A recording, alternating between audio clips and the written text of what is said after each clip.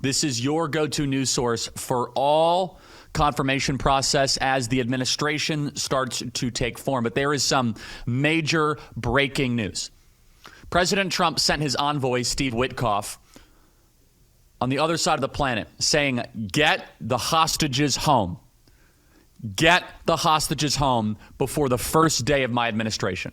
The world knows that President Trump is coming.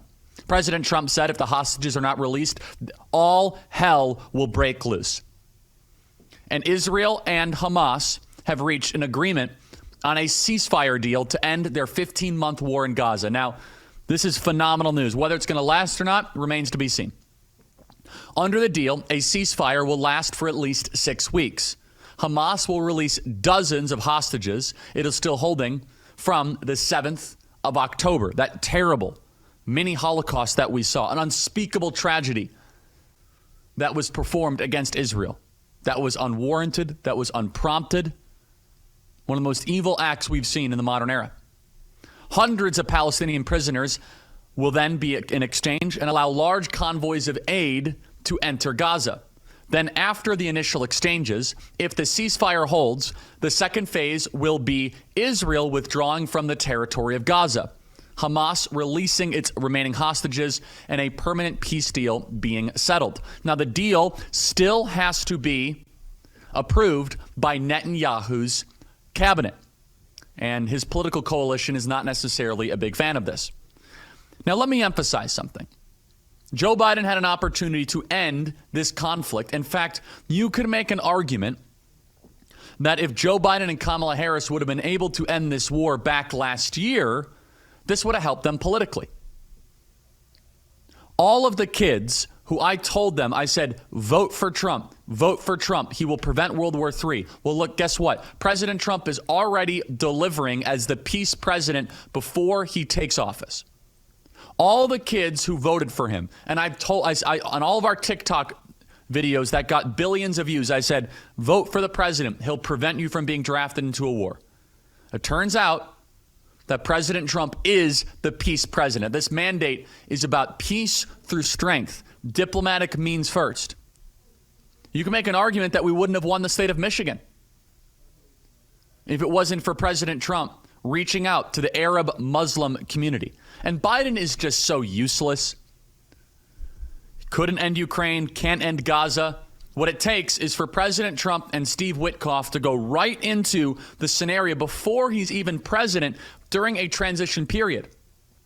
President Donald Trump becomes president in 4 days and 23 hours. Write it down. He is president in 4 days and 23 hours. And he's going to inherit what he has actually helped broker before he's even president. Can you imagine what he's going to do with Russia-Ukraine? I bet the Russia-Ukraine war will be over by the summer, which is a big deal, by the way. Because during the winter, there's a fair amount of killing that happens. The summer is exponentially higher. There isn't the ice, things thaw, and it is killing season throughout the spring and summer. Mud season, I think, ends in late March or early April, maybe May. And as soon as the mud season is over, it is killing fields throughout Ukraine. This is not because of Joe Biden. It is despite Joe Biden that we are seeing peace in the Middle East. Now, we say this as a show that is resolutely pro-America and pro-Israel. But it's time for the killing to stop. This is not good for Israel's PR. It's not good for their status in the international world to have an ongoing nonstop war where they are being misrepresented as something that they are not. It is time for us to now to have an Abraham Accords 2.0. Biden had to appease the pro-Hamas wing of the Democrat Party, and he was unable to manage any of it. And the stories, by the way, of how this deal was actually brokered are really interesting. Steve Witkoff flies in and tells Netanyahu, we're going to strike a deal. And Netanyahu didn't like it. He said, oh, no, I don't know about this. He said, no. We are not going to start day one of the Trump administration. We're not going to have day one where President Trump has killing fields in unnecessary places. We're not going to do that. This is bad for Israel. It's bad for America. It's getting us closer to a war with Iran. Let's calm down tensions and focus on our country first. By the way, this deal is also very good for Israel. They're getting their hostages back. Some people are saying, oh, we can't cut any deals. Look, life is sometimes about bringing people to the table. They get an end to the war. Over 1,000 Israeli troops have died. It says so clearly in the scriptures, blessed are the peacemakers. Blessed are the peacemakers. And President Trump is the peacemaker in this situation. And this is not, Joe Biden was not able to do any of this. It just goes to show how we have been prisoners of the low energy, the bureaucracy, the administrative state. If you can end the Israeli-Hamas conflict before even becoming president, imagine what else is possible. Imagine what else we could do. As these hearings are ongoing, we are seeing the assembly of a superstar team. We are seeing the Avengers squad that will be able to implement President Trump's agenda. We're going to have a reset starting on Monday. Peace in the Middle East, peace between Russia and Ukraine, a booming economy, a secure border, mass deportations. You're seeing a little bit of a preview of what is to come. And if you hear people complain about this peace deal, you should just take a step back and say, you don't want peace? You don't want to stop to the killing? What is in the best interest of America? And the best interest of America is not get us closer to another quagmire in the Middle East, while, of course, standing with our great ally Israel, both of which are simultaneously very important. The hearings this morning, Pam Bondi was incredibly impressive. And she had to endure this. You want to talk, this guy targeted Turning Point USA before. We're going to play this clip. Sheldon Whitehouse from Rhode Island has targeted me and Turning Point. In fact, he wrote a letter. Get this. This is a real thing. You could find the letter. Blake can do it very quickly. Sheldon Whitehouse wrote a letter to the Internal Revenue Service saying that Turning Point USA's 501c3 status should be revoked. Why? Because we hosted an event at Mar-a-Lago and the Palm Beach Convention Center without masks and social distancing. I'm not kidding. Sheldon Whitehouse said that our 501c3 tax deductibility, our ability to receive tax deductions and be a tax-free nonprofit, of which we have a 5-star rating from Charity Navigator. We do independent audits every single year. We take it very seriously. He said that it should be removed and revoked because we had an event where we did not require masks or social distancing. So he was grilling Pam Bondi this morning. Play cut 69. Yes. Would you have hired someone into the Florida Attorney General's office who you knew had an enemies list? Senator, to cut to the chase, you're clearly talking about Kash Patel. I don't believe he has an enemies list. He made a quote on TV, which I have not heard. I saw your sign, or Senator Durbin's sign, about Kash. But I know that Kash Patel has had 60 jury trials as a public defender, as a prosecutor. He has great experience in the Intel Department, Department of Defense. I have known Kash, and I believe that Kash is the right person at this time for this job. Sheldon Whitehouse more interested in Kash Patel than in Pam Bondi. By the way, we found the letter.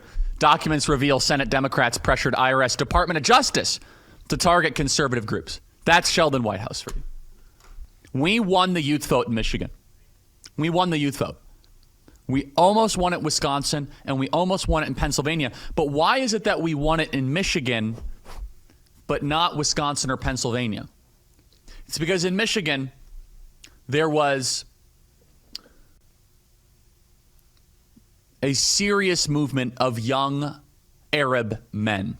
We saw it firsthand, not in Michigan. We saw it firsthand in downtown Atlanta. It was at Georgia State University, and I'd say 20 or 30 young Arab Muslim men who are huge fans of the program, huge fans of us on Instagram, on TikTok, came up to us. They don't like this radical feminism. They don't believe in any of the trans stuff. They're very pro-life.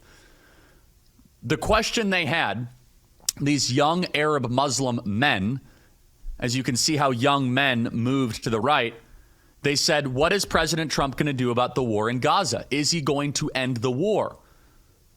And I disclosed to them, I'm very pro-Israel, but I want to see the killing to stop, which, of course, is a very reasonable thing to say. It's the most reasonable thing.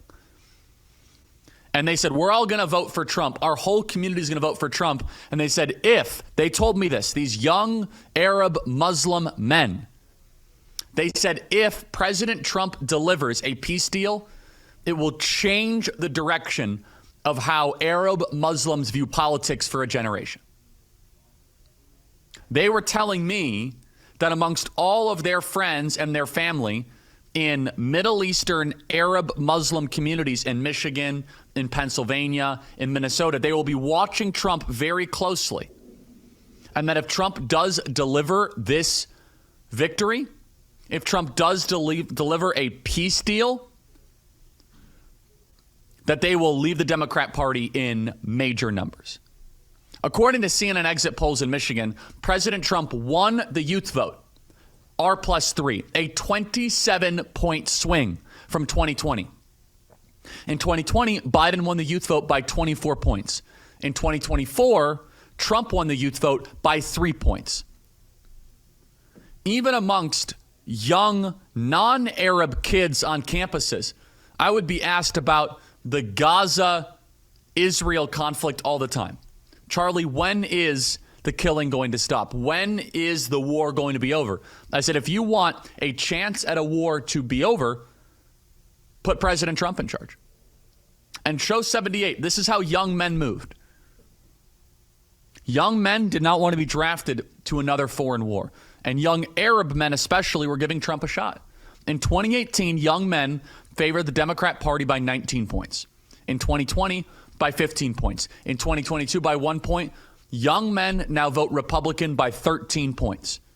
By the way, that's the power of Turning Point Action and the power of the social media cannon that we have here.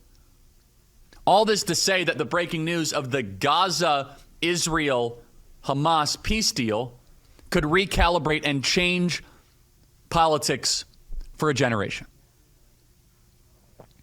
Could change the way that young Arab Muslims view politics. And with it, we could turn Michigan into a solidly red state. We could win back Minnesota with this. Now, mind you, we should not pander.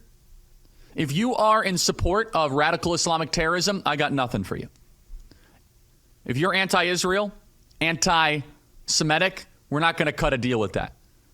However, spending time with some of these young Arab Muslim men, they don't see the Israel issue nearly as sympathetic towards Israel as I do, but they don't hate Jews, a lot of them.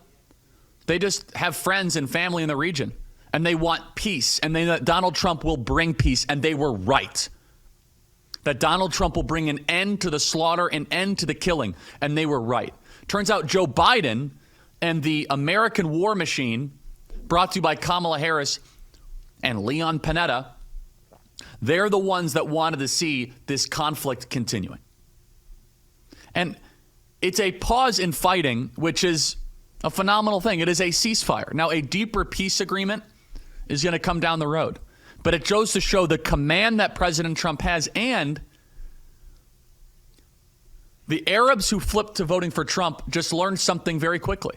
More than any other politician in America, Trump keeps his promises. I want every Arab Muslim that is watching right now, and there's a lot of you, young Arabs and especially young men that watch us on social media. I want you to listen carefully. Donald Trump kept his promise. It's one of his greatest traits. He believes in keeping his campaign promises. That's why he nominated Bobby Kennedy to Health and Human Services. It's so revealing that so many in Washington wanted Trump to just ignore his promises to Bobby Kennedy after the election. In Washington, they lie casually. President Trump is a man of his word.